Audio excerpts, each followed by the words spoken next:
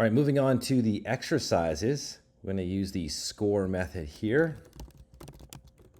For number 1, it says, what is the data type of score and how many values does it contain? So the data type is a float.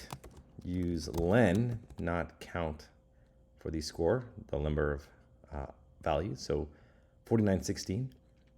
What is the maximum and minimum score? So there's the min and there's the max. Just call those simple aggregation methods. How many movies have a score greater than 6? So we need to test it like this. And then we need to sum this up. So this is a Boolean series. So we're going to do it like that. So 3368. How many movies have a score greater than 4 and less than 7? So we want a score greater than 4. And, because we don't use and, we use the ampersand, and score less than 7 like this. So both of these have to be true for this to be true. So this is our Boolean series, the same length as the original. And then we can sum this up. So what we need to do is we can put parentheses after all of them. So 30, 21. So it's taking that full series and summing it up. Number 5, find the difference between the median and median of the score, median and mean. So here's the median, and the difference would you say minus score dot mean. So the median is slightly higher than the mean. Add 1 to every value of score and then calculate the median. Okay, so let's just add 1 first. So there's that series. We just added 1 to score, and then we can calculate the median, and we get 7.6. Then it says number 7, calculate the median of the score and then add 1. So this is a little bit different. So we're going to say score dot median, and we're going to add 1 to that. Why is this value the same as exercise 7? I should say exercise 6.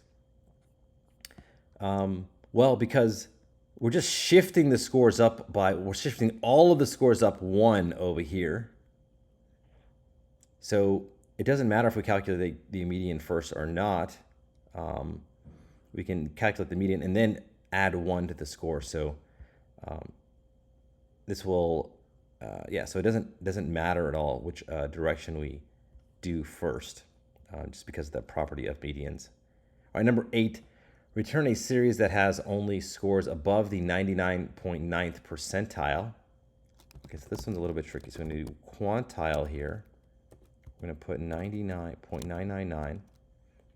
So this is the 99th percentile. So we're going to assign this to a variable, but we can also just say, let's find the scores that are, we're going to test it against this score. So we're going to use a Boolean condition. Now most of them are going to be false. And then we'll use our Boolean selection like this. So this is going to get the very top 0.1 percentile. So we know there's 4,916. So 1/10 of a percent is 5. So that's what we get, right? So it's about 5,000. So the 1/10 of 1%. 1% is 50. 1/10 of 1% is 5. So we do get the top 5 scores. All right. Number 9, assign the gross column of the movie data set to its own variable name as a series. So we should have the movie data set read in from earlier, and then we're just going to do gross. This is the gross revenue. And then we're going to round this to the nearest million. So gross dot round minus 6. That's 6 places to the left. That is the million. So we could say this is 761 million. All right, let's look at number 10. Calculate the cumulative sum of the gross series and then select the 99th integer location. So we have gross dot cumulative sum. So again, it's going to keep accumulating down, be a very large number. And then select the 99th integer location. So iloc 99. Like this. So if you sum up the first 99 movies, you'll get this number. Exercise 11, select the first 100 values of the gross series and then calculate the sum. Does the result match exercise 10? All right, select the first 100 values. So let's do that. So gross dot head 100, and then do dot sum. And yes, so it does match that. So integer location 99, right? So remember, Python begins counting at 0. So this is really the 100th value. So they should equal. This gets the first 100 values and then calculates the sum. The cumulative sum, it just continues to accumulate. So if we want to expound on this, we can see that it's just going to continue to accumulate. This is all of them, by the way. This is all 4,916. So if we did the first 100, this is really iloc 99. That's where you get this value right here. That's what we're looking at.